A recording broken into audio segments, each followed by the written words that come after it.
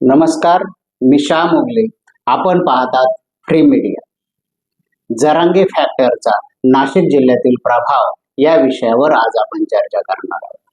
Jarange factor आणि मराठा मतदान याविषयी आपण प्रामुख्याने चर्चा करणार आहोत. जरांगे फॅक्टरचं एक वैशिष्ट्य म्हणजे जरांगे फॅक्टर कशाला म्हणावं याविषयी जर आपण चर्चा केली तर मराठा समाज हा आतापर्यंत म्हणजे संयुक्त महाराष्ट्राच्या स्थापनेनंतर झालेल्या निवडणुकांचा जर विचार केला तर मराठा समाज हा निवडणुका लढवणारा समाज आणि इतर समाज हे त्यांना मतदान करणारे समाज असं पारंपरिक चित्र आहे. मात्र मनोज जरांगे पाटील यांनी मागील वर्षी केलेल्या आंदोलनातून त्यांनी मराठा समाज हा केवळ राज्य करणारा किंवा राजकारण करणारा किंवा निवडणुकांना उभा राहणारा समाज नाही, तर तो एक मोठा समाज म्हणून तो मतदारही आहे ही भूमिका घेतली आणि मराठा समाजाने एक होऊन मतदान केलं तर निश्चितपणे मराठा समाजाच्या मागण्यांकडे राज्यकर्ते लक्ष देतील. आतापर्यंत कोणत्याही पक्षाचे राज्यकर्ते असले तरी त्यांनी ओबीसी, एसटी आणि एसटी यांच्या हक्कांचं रक्षण करण्यासाठी काळजी घेतली, कारण ते समाज मतदार होते किंवा मतदार आहेत. मराठा समाजाची काळजी घेतली नाही, कारण बहुतांश मतदारसंघांमध्ये मराठा उमेदवार असतात आणि 2 किंवा 3 मराठा उमेदवारांसाठी मराठा समाजाची मते विभागली जातात. यामुळे मराठा समाज कोणाला कोणत्याही पक्षाकडून उमेदवार उभा केला तरी त्याला मतदान करणारच, अशी पारंपरिक राजकीय पद्धतीला छेद देण्याचं काम जरांगे यांनी केलेलं आहे. त्यालाच आपण जरांगे फॅक्टर असं म्हणूया. तर हा जरांगे फॅक्टर नाशिक जिल्ह्यामध्ये नेमकं काय काम करू शकतो किंवा यापूर्वीही जरांगे यांचे आंदोलन नसतानाही काही मतदारसंघांमध्ये मराठा हे मतदार म्हणून कशी भूमिका घेत आलेले आहेत याचा आज आपण विचार करणार आहोत. यावेळेस पारंपरिक पद्धत आणि जरांगे फॅक्टर हे दोन्ही एकत्र येणार आहेत आणि त्याचा नाशिक जिल्ह्यातील किती मतदारसंघांवर परिणाम होऊ शकतो याबाबत आपण आज चर्चा करणार आहोत. नाशिक जिल्ह्यामध्ये 4 अनुसूचित जमाती म्हणजे आदिवासी राखीव मतदारसंघ आहेत, तर एक अनुसूचित जाती मतदारसंघ आहे. अनुसूचित जाती आणि अनुसूचित जमाती या 5 विधानसभा मतदारसंघांमध्ये किमान प्रत्येक मतदारसंघामध्ये 50,000च्या आसपास मराठा समाजाची मते आहेत. यामुळे हा समाज ज्या उमेदवाराच्या पारड्यात आपलं वजन टाकतो तो उमेदवार विजयी होत असतो, असा त्याचा इतिहास आहे. देवळाली, इगतपुरी, दिंडोरी पेठ, कळवण सुरगाणा आणि बागला या 5 विधानसभा मतदारसंघांचा आपण विचार केल्यास तेथील उमेदवारांच्या विजयाचं भवितव्य हे मराठा समाजाच्या पाठिंब्यावर अवलंबून असतं. हा आतापर्यंतचा इतिहास आहे. आता जरांगे फॅक्टर मध्ये आणखी 2 घटकांचा समावेश झालेला आहे, एक दलित आणि मुस्लिम. दलित आणि मुस्लिम जरांगे यांच्या सोबत कितपत राहतात हा अजून घडण्याचा विषय आहे. प्रत्यक्ष मतदान झालं आणि मतमोजणीनंतरच आपल्याला त्याच्याविषयी ठाम बोलता येईल. आज आपल्या व्हिडिओचा तो विषय नसल्यामुळे त्याविषयी आपण बोलणार नाही. मात्र जरांगे यांनी पाठिंबा दिलेला उमेदवार निवडून येण्याची शक्यता किंवा ठामपणे निवडून येईल असे 5 मतदारसंघ नाशिक जिल्ह्यात ठामपणे आहेत. इगतपुरी मतदारसंघामध्ये काँग्रेसचे आमदार हिरामन खोसकर सध्या राष्ट्रवादी काँग्रेसकडून उमेदवारी करत आहेत. त्यामुळे ते आणि काँग्रेसचे लकी जाधव यांच्यात लढत आहे.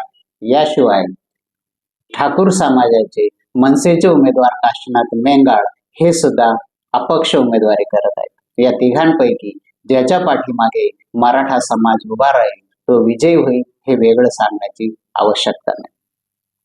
देवळाली हा अनुसूचित जातीसाठी राखीव असलेला मतदारसंघ आहे. या मतदारसंघात शिवसेनेच्या माध्यमातून मराठा समाज कायम घोलप कुटुंबियांच्या सोबत होता. त्यामुळे 1990 ते 2019 यापर्यंतच्या काळामध्ये घोलप स्वतः आणि त्यांचे पुत्र योगेश घोलप विजयी होत आहेत. 2019ला मराठा समाजाने वेगळी भूमिका घेतली आणि त्यांनी आपलं संपूर्ण वजन सरोज आहिरे यांच्या पारड्यात टाकलं आणि राष्ट्रवादी काँग्रेसच्या सरोज आहिरे विजयी झाल्या. यावेळेस मराठा समाजासमोर आता 3 पर्याय आहेत. योगेश घोलप, सरोज आहिरे आणि शिवसेनेच्या डॉक्टर राजश्री आहिरा. या 3 उमेदवारांपैकी एक गठ्ठा मतदान मराठा समाज कोणाच्या पाठीमागे उभा करतो यावर त्या उमेदवारांचं भवितव्य अवलंबून आहे. पेठ दिंडोरी विधानसभा मतदारसंघ हा अनुसूचित जमातीसाठी राखीव असून तेथे राष्ट्रवादी काँग्रेसचे नरहरी झिरवाळ, राष्ट्रवादी काँग्रेस शरद पवार या पक्षाच्या सुनीता चारोस्कर यांच्याशिवाय शिवसेनेचे धनराज महाले असे 3 उमेदवार आहेत. या 3 उमेदवारांमध्ये धनराज महाले आणि नरहरी झिरवाळ हे एकमेकांचे नातेवाईक आहेत आणि सुनीता चारोस्कर यांचं वर्चस्व दिंडोरी तालुक्यातील 2 आदिवासी बहुल जिल्हा परिषद गटांमध्ये आहे. या परिस्थितीमध्ये मराठा समाज नेमका कोणत्या उमेदवाराच्या पारड्यात वजन टाकतो त्यावर येथील उमेदवाराचं आणि त्या राजकीय पक्षाचं भवितव्य अवलंबून असणार आहे. बागलाण विधानसभा मतदारसंघ हा सुद्धा आदिवासी बहुल आणि अनुसूचित जमातीसाठी आरक्षित असलेला आहे. या मतदारसंघात मराठा समाजाची संख्या निर्णायक असून आतापर्यंत मराठा समाज येथे सत्तेचं समतोल राखण्याचं काम करत आलेला आहे. म्हणजे एकाच आदिवासी उमेदवाराला सलग दुसऱ्यांदा निवडून द्यायचं नाही अशी त्यांची अलिखित भूमिका असल्याचं गेल्या 25-30 वर्षातील निवडणुकांमध्ये आपल्याला दिसून येतं. प्रत्येक वेळेस पक्ष आणि उमेदवार दोघांमध्येही ते बदल करत असतात. आताही राष्ट्रवादी काँग्रेस शरद पवार या पक्षाकडून उभ्या असलेल्या दीपिका चव्हाण आणि भाजपचे विद्यमान आमदार दिलीप बोरसे यांच्यापैकी मराठा समाज कोणाच्या पारड्यात वजन टाकतो त्यावर त्या उमेदवाराचं आणि पक्षाचं भवितव्य अवलंबून आहे. सुरगाणा कळवण हा विधानसभा मतदारसंघातही मराठा समाज निर्णायक असून तो सुद्धा गेल्या 3 निवडणुकांपासून सत्तेचा समतोल राखण्याचं काम करत असल्याचं दिसत आहे. 2009, 2014 आणि 2019 या 3ही निवडणुकांमध्ये त्यांनी वेगवेगळे उमेदवार निवडून दिलेले आहेत. त्यामुळे 2024च्या निवडणुकीमध्ये माकपचे जीवा पांडू गावित आणि राष्ट्रवादी काँग्रेसचे नितीन पवार यांच्यापैकी कोणाच्या पारड्यात मराठा समाज वजन टाकतो यावर त्या उमेदवारांचं भवितव्य अवलंबून आहे. या आरक्षित मतदारसंघांव्यतिरिक्त नाशिक जिल्ह्यात नांदगाव आणि मध्य नाशिक हे 2 मतदारसंघही असे आहेत की जेथे मराठा समाज हा मतदार आहे. या दोन्ही मतदारसंघांमध्ये मराठा समाजाचं मतदान हे निर्णायक आहे. नांदगाव मतदारसंघामध्ये शिवसेनेचे सुहास कांदे, शिवसेना उबाठा पक्षाचे गणेश धात्रक आणि अपक्ष उमेदवार समीर भुजबळ हे 3ही ओबीसी प्रवर्गातील उमेदवारी करत आहेत. यामुळे मराठा समाजाच्या पारड्यात वजन टाकणार त्याच्या उमेदवारी किंवा तो उमेदवार विजय होणार असं इथलं साधं सोपं समीकरण आहे. अशाच प्रकारचा आणखी नाशिक शहरामध्ये नाशिक मध्य हा विधानसभा मतदारसंघ आहे. तेथे भाजपच्या देवयानी फरांदे आणि शिवसेना उबाठा या पक्षाचे वसंत गीते यांच्यात सरळ सामना होत आहे. या 2 प्रस्थापित राजकीय पक्षांचे उमेदवार दोघेही मराठेतर असल्यामुळे येथे मराठा समाजाच्या मतांना अधिक महत्व आहे. याशिवाय नाशिक मध्य या मतदारसंघामध्ये मुस्लिमांची लोकसंख्या ही निर्णायक आहे. त्यामुळे मराठा आणि मुस्लिम हे 2 समाज जरांगी फॅक्टरमुळे जर एकत्र आले तर ते ज्या उमेदवाराला मतदान करतील तो उमेदवार विजयी होणार अशी येथील सध्याची परिस्थिती दिसत आहे.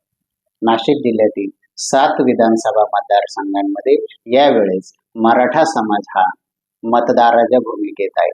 आतापर्यंत तो 5 विधानसभा मतदारसंघांमध्ये मतदाराच्या भूमिकेत राहिला असून तेथील उमेदवार हे मराठा समाजाच्या मर्जीशिवाय निवडून येत नाहीत.